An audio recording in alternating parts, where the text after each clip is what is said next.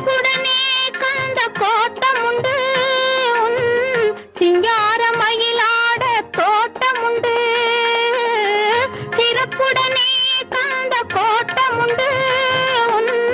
சிங்கார மயிலாட தோட்டம் உண்டு உனக்கான மனக்கோயில் கொஞ்சமில்லை உனக்கான மனக்கோயில் கொஞ்சமில்லை